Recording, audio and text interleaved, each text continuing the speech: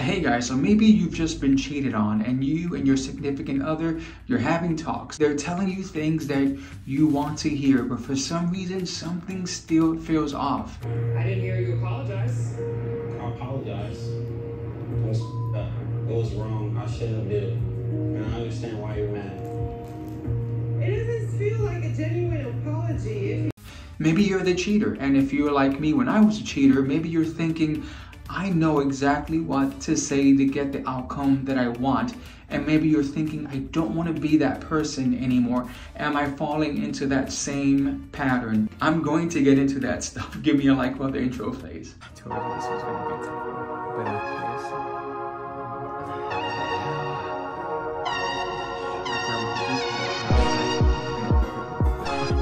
Alright, so in this video, I'm going to go over 6 different things or approaches that the cheater will take in trying to get back in good graces with you, the cheating.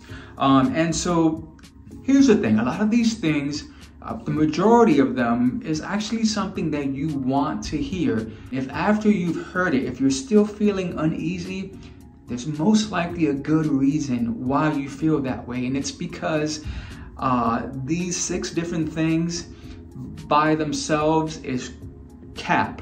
They need to be telling you a lot more than just these things. And so we'll just get into it, okay? Number 1 is, I'm sorry I hurt you, ... You're hurt, right? However this came out, now it's out in the open and now you know, and you are devastated. You are completely hurt. So you want them to acknowledge that. So saying, I'm sorry I hurt you, it's not a bad thing. The problem is the ... because them hurting you, as much as you want to hear that and you want them to acknowledge it, is a small piece of the situation. It is the tip of the iceberg. So I'm sorry I hurt you should only be 1% of what they're saying to you. The other 99% of what they're saying should be them talking about themselves and how they got to this point and what they're going to do to make things better. If the conversation isn't focused on them reflecting on themselves and more just on how they hurt you, again, it might sound good, it might be like what you want to hear, but know this. If you're feeling uneasy, it's because they're redirecting the focus. It should actually not be on you. It should be on themselves. So red flag, believe it or not. Okay, number 2, and this comes out in different ways. Some are more gross, for lack of a better word, than others, like you're overreacting, it wasn't a big deal. Of course, that sounds horrible, but sometimes it's a little bit more benign. It could be, I messed up, or I made a mistake. That's a red flag, because you mess up a hairstyle, you mess up a room, you mess up puzzle pieces. When you cheat on someone, it's not a mess up. You're destroying something. You're destroying their faith. You're destroying their trust in you. You're destroying the relationship. It isn't just a mess up. And so if they're saying that to you, again, even though it's something that you think, okay, they're acknowledging that they did something wrong, they're also minimizing what happened by saying you messed up. Again, that doesn't even come close to what they've actually done. And so if they're saying that and you don't feel it, there's a good reason, red flag. Alrighty, number 3. This one is, I had a weak moment.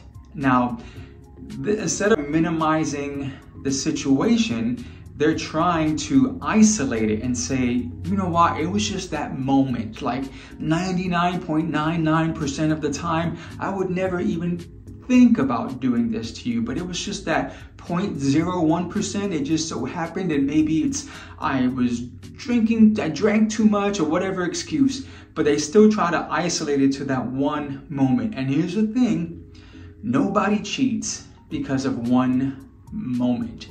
It does not happen. That is not the cause of it. That might be how ultimately whatever dysfunction you have shows itself.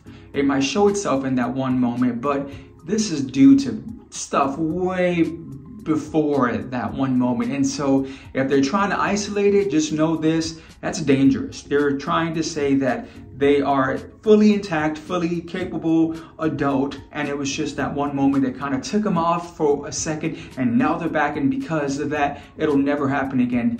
It's going to happen again if that's what they're saying to you. It just will, because it's so easy not to do anything about it if you just focused on that 1 weak moment. It's not just a weak moment. Number 4 is, this is gonna sound like unacceptable, but people actually do use this tactic, and it's, I cheated because ... you. So whatever that's the case, you don't pay me enough attention, we're not having sex like we used to, you belittle me, you make me feel low, you make me feel not wanted, whatever they're saying.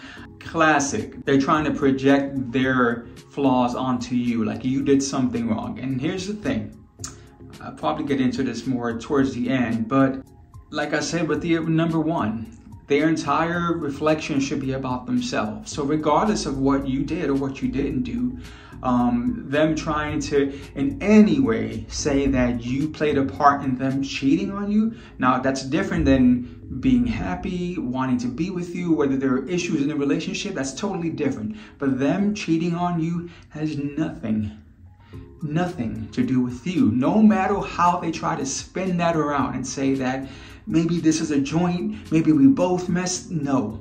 Them cheating on you has everything to do with them and not with you. And if they're pulling that, again, especially if you're battling with self-esteem, maybe you know you're not the perfect person. When they say something like that to you, it's so easy to go, yeah, you know, no. Maybe there's work to be done. But in this situation, with what they did to you, that's 100% on them and not ... you. ... nothing. So the next one, this is another one that people want to hear. It'll never happen again. You're destroyed, and your trust, your faith is kind of shaken, and you're trying to figure out, can you go back to that place? So hearing something like the reassurance that comes along with it'll never happen again, it's something that you kind of want to hear, right? But here's the deal. That's a big red flag to me, because they don't know that. Unless this is 10 years later and they are a completely different person than they are currently, they cannot guarantee that. If they could, they wouldn't have done it in the first place. And so they might feel terrible about what happened, right? They might really want to believe that it's never going to happen again. But if that's what they're going with and you buy that and you take them back, it's going to happen again. Trust me, again, it's just coming from personal experience.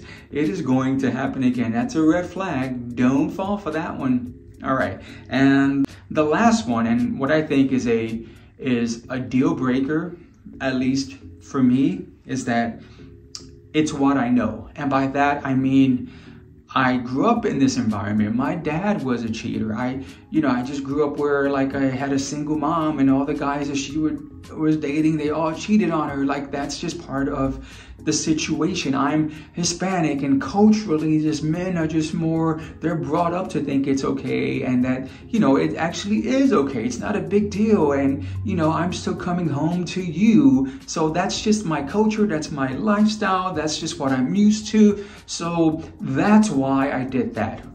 Run. Big red flag. And that's not saying that someone can't get over that, but if you're going to be in the relationship with this person, you will end up being the CSI investigator, researcher, using ancestry DNA to go back in time to figure out where the source of the cheating happened, and using psychics to do a seance to speak to their relatives that came over on the Mayflower to ask them, why did you cheat with a Native American when the wife was back home in the UK? Like, really, like they're not only deflecting outside of themselves and onto you, but now they're going past that. This is past your relationship. This is ancestral. This is cultural. This is huge.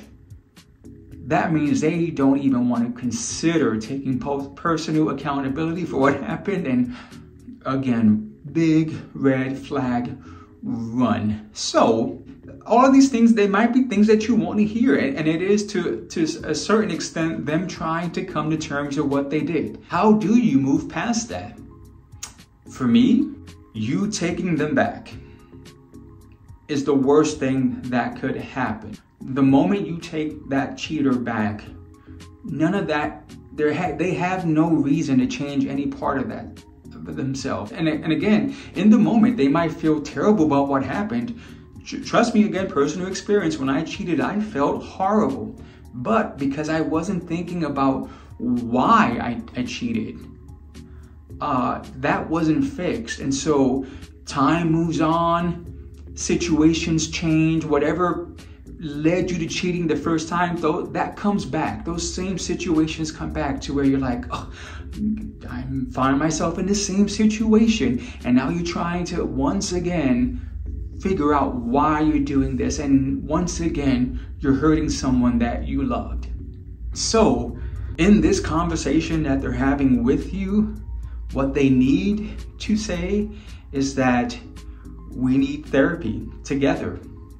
And I'm willing, let's set this up right now. But you know what? Even before I came here, I realized that I need therapy. I already scheduled my first appointment with a therapist, and this is the therapist, and this is the day. And if you want to meet me there, if you want to meet me at every appointment that I have, I would appreciate that. I would appreciate your support in helping me to become a better person. But I don't think we should get back together. I don't think I'm ready to be in a relationship with you. That's what you should hear. And not just hear it, but for them to actually feel it and believe it. Because again, if they're saying that, I know this happens a lot too, where you're thinking, oh my gosh, it's so evolved. Let's get back together. Because again, they're saying something that's like, oh, this is great. No, they actually, even if you said, I love that, I love this new approach that you're taking, maybe we can work things out, they should still be like, let me go to therapy first. And if they're so willing to not do that and just get back in bed with you, then it's a cycle. It's a cycle. This is something that's been said forever. No one can change for anyone but themselves. So there's nothing that you're going to do, nothing that they're going to say that's going to help them change. No. That's why most of the time, and for me, the relationship had to end, and then I had to change for myself, being alone. That's when the process began, where it wasn't about whether or not I was going to end up with someone or trying to salvage something other than myself. Then you can salvage the relationship. But that it has to go in that order. If not, is it possible that they can change while still being with you? It's possible. Anything's possible. Is it likely? No. Maybe they'll go 5, 10, 15, 20 years without cheating on you. But if they're not doing the work and not figuring out why they feel like they could do that to someone else, it's gonna happen again. So that's just my 2 cents for what it's worth. Again, this is coming from someone who was a cheater, who cheated many times, and not looking at someone else to try to get them back, but looking at myself, that I realized that I just didn't want to be that person. And it had nothing to do with who I was with, but I didn't want to be that person for myself. And that's when growth happened. So I hope you guys like this. A like would be great. Subscribe would be even better. But most importantly, comment and let me know. Again, these are just the top 6 things that I thought about, but I'm sure there are other things that people use. I'd love to read about that if you have any knowledge or your own experiences. I'd love to read about all of it.